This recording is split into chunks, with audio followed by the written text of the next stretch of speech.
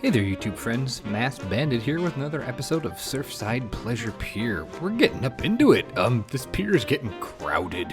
It's getting really busy. It's finally time to add that second coaster, and I've been dreading every second of it because coasters, man.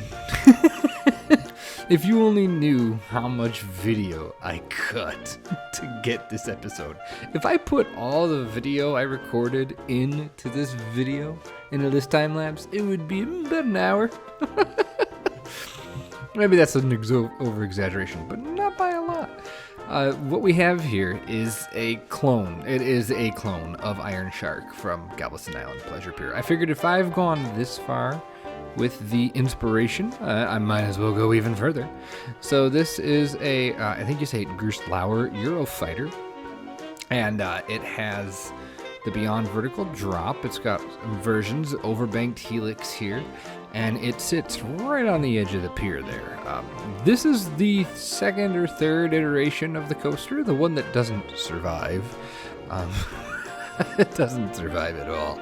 So, actually, the biggest of shout-outs to all those coaster people on Bro Nation, of which I am not one. I was hesitant to post my stuff there, my coaster, because that's one of my big insecurities with this game is coaster building. I think I talked about it in the wooden coaster episode, but I finally worked up the courage to post what I was, just some. Well, actually, I didn't post work in progress pictures.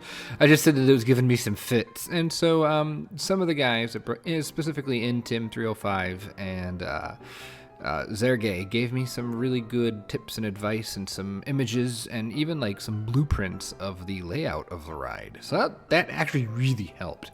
So I wanted to show you a bad version, which is this one. Not very accurate at all. And then I wanted to show you a much better version. Actually, I think I've already moved on to the better version, maybe? I don't know. We'll see. We'll see how far we go with this one. So, yeah, this might be the better version already. Maybe? I don't know. But having the actual, like, blueprint, like an overview, it had a top-down view, and then it had, like, a 3/4 view, and that was perfect. That was exactly what I needed to help with the how everything was supposed to fit together and like where exactly the track was supposed to go over and how high it was, and it also really helped with support placement. And oh yeah, by the way, we're gonna do some custom support on this puppy, so that's kind of cool. Yeah, this was once I had the necessary images and resources, it actually went much better. It also helped that I had already done it like 3 different times. That certainly helped. So doing it that many times helped a lot. So like I said, it is a clone of Iron Shark. Iron Shark's blue, so I figured I'm not going to totally rip them off. We'll make it red. We don't have much like bright red on the pier, and so I thought that'd be a good way to throw in another saturated primary color. So that's why it's red, just to really kind of, hey, the big ride is over here. It's all over here. So that's why that's there. Here we go. This is the version that I end up going with, maybe. Maybe. So, yeah. There's not much else for me to talk about with this coaster other than once I had the stuff, it was easy to do. I use a method of coaster building that's a little like there's that 4-meter method. I do that, but I do it my totally Shrug Bandit good enough way. I don't use 4 meters. I use 6 meter. I use 6 meter track segments. And then you're supposed to smooth the track forward and backwards 4 times each. I do 1 forward, 1 backward, and then kind of a janky forward. And that usually yields pretty decent results. So I'm usually pretty happy with how it turns out. So it takes a while to get used to if you're not used to building coasters that way, but they do yield some of the smoothest results. There's also the whole thing where you can like delete a segment and then auto replace it auto-complete it, and that'll fix some smoothing issues. Because one of the big issues most of the big coaster people have with Planet Coaster is the smoothing issue of the coasters. For me, it's not necessarily the biggest thing because I'm more focused on the park aspect than I am necessarily the coaster. And if you're totally one of those people that's all about coaster shape and coaster design and you're frustrated by it in Planet Coaster, I understand. It's just not. It's never bothered me enough to get super ornery about. So, but I felt pretty good about the shaping on this one. There is no POV of this ride this episode. I'm holding out on all you guys. I said there'd be a POV of the Spoopy. I need to get that done. I also need to get a POV of Comet, and I need to get a POV of this. I figured it would be, at least the coasters would probably be closer to the end of the series once most of the pier is complete, so you get nice full views of everything. So yeah, I thought that's how we would do. So now we're moving on to some custom supporting, and I've never done this before since the pack has been out since the 10th of July, so we're coming up on a month already. This park has been the only Planet Coaster more or less that I've played in that month, and I haven't supported anything yet. So it's kind of not a steep learning curve, but definitely there's a learning curve on how to use these. If you're a RollerCoaster Tycoon player that's moved on to Planet Coaster and you played with custom scenery, you are going to feel right at home with these because they feel just like I think it was Moby's Steel Jungle. It was a custom scenery set for custom supporting coasters in RollerCoaster Tycoon. This feels a lot like that, but with Planet Coaster, you have the nice added benefit of snapping.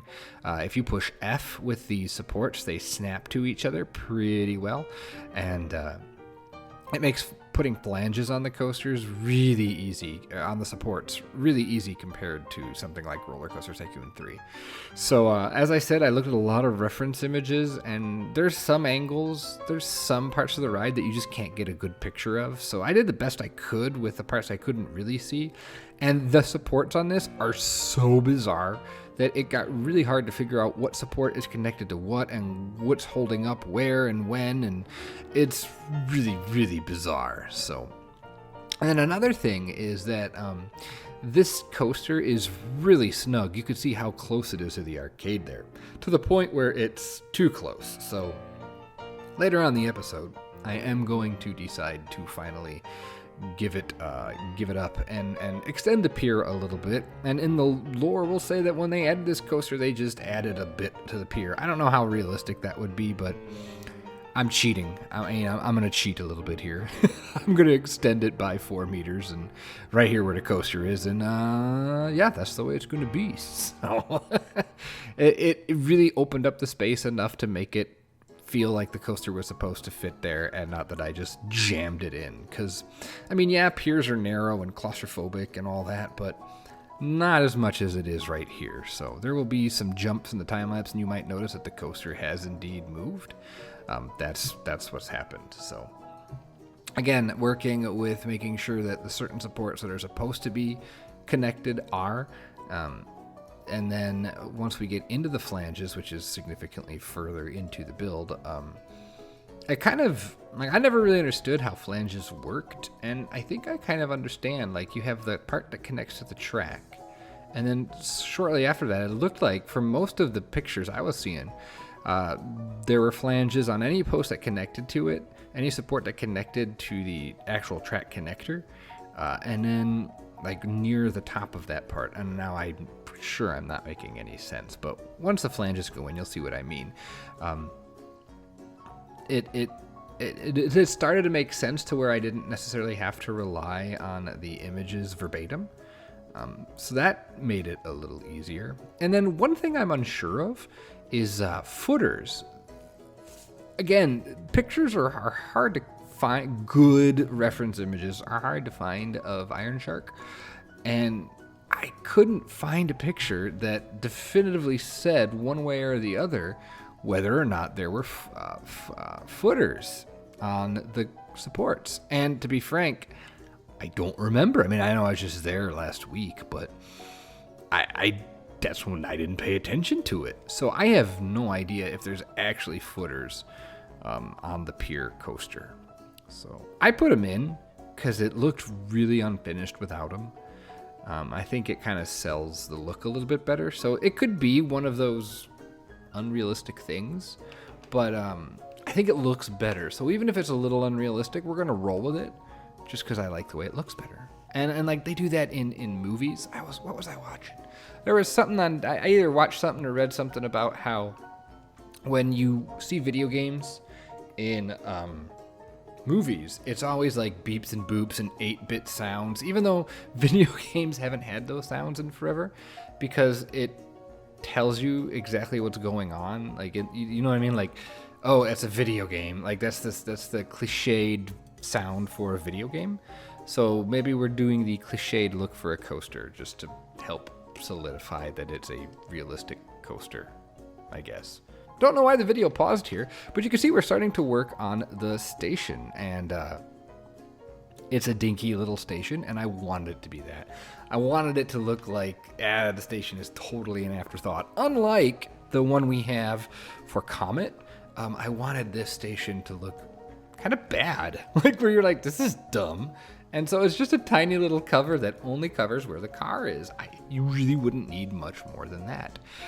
And then you got a little overhang where the people in line will wait. But other than that, that's pretty much it. Like, it is probably the simplest station I've ever made. And I actually kind of like it. I think it serves its purpose really well. I like the little spire here. I think it's so, like, oversized in a intentional way that I think it works. And then some funky design here just to make it make it pop a little bit more.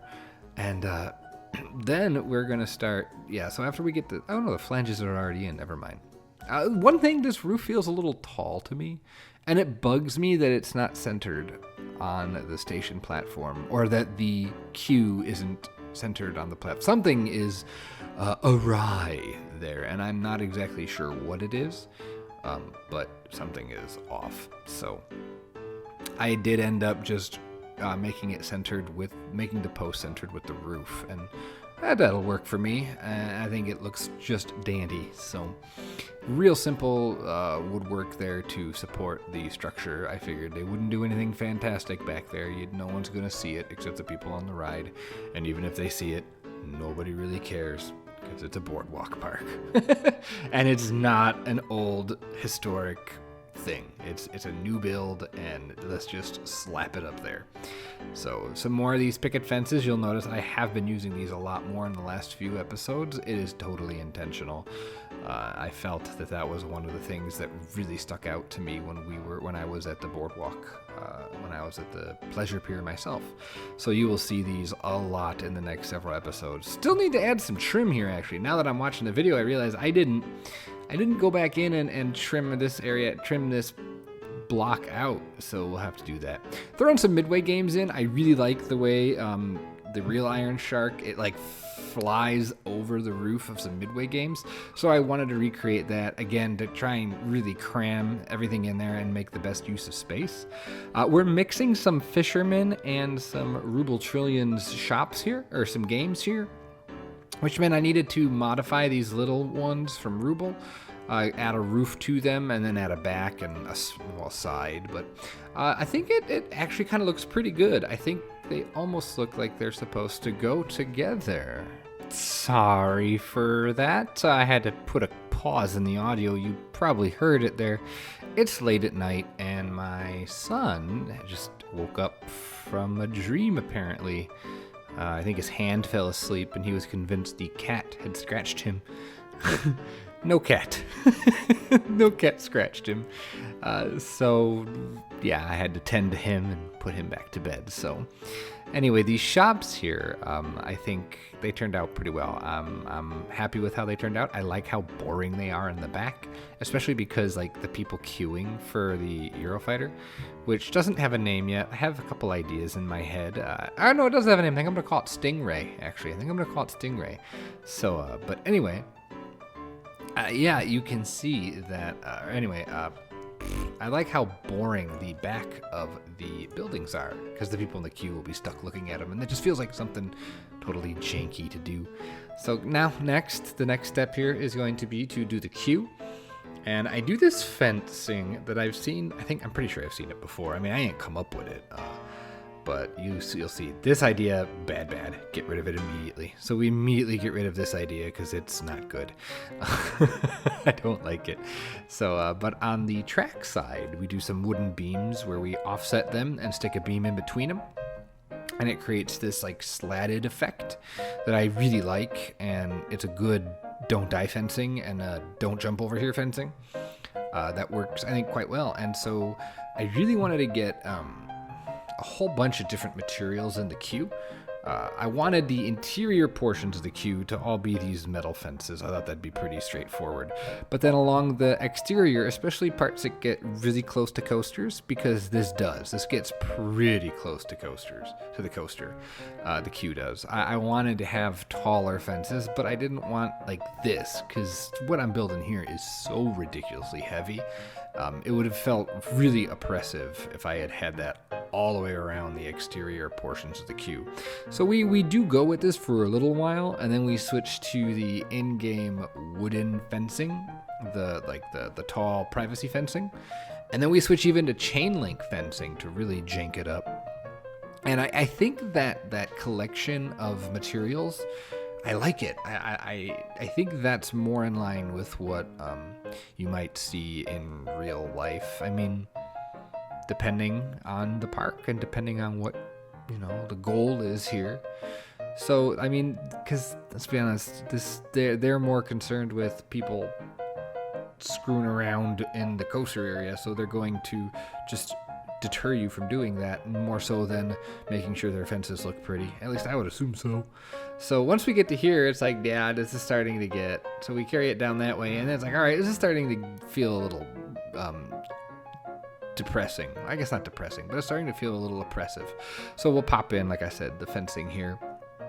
And then once the exterior fencing is done, it's just a matter of spamming the steel or the metal fencing all around. And I had to do some adjustments with the queue, and it took me a while to figure out what the hell happened, because I had it all set up. Then I went and I moved the coaster. Like, I had the queue set, and then I moved the coaster to get it as close to the Ferris wheel and back off the path a little bit, like I mentioned. And so that totally screwed up my queue. You can see the support right in the middle here. And I think I do fix most of the queues going through the supports. There might be one place where the queue goes through a support, or where there's a support in the queue. But I did try to make sure that didn't happen, because that's the kind of not realistic that, when possible, I do want to avoid. So we skip ahead here. You don't need to see me lay fencing. That's boring. Fisherman. I mean, I've been talking about him a lot. He just released on the workshop. It's number 1 on the workshop as of this recording. He released some waves. Check these out. Oh, they're glorious. I mean, the time lapse doesn't do them justice at all, but they are in-game waterfalls, I think. And each one is like 20 waterfalls or something. And you sink them really low along your shoreline, and they just bubble up onto the shore, and it's a really convincing effect. It's so cool. And I just wanted to show you those, and now we're going to jump into the cinematics. And I have quite a few today, so I do hope you enjoy them. If you did enjoy this video and you're enjoying the series, please hit the like button. And if you're new, or you just haven't yet, consider subscribing. And have yourself a great day, great night, great whatever, and I'll see you for the next episode of Surfside Pleasure Pier. Talk to you like talk to you guys later. That was awful. Bye-bye.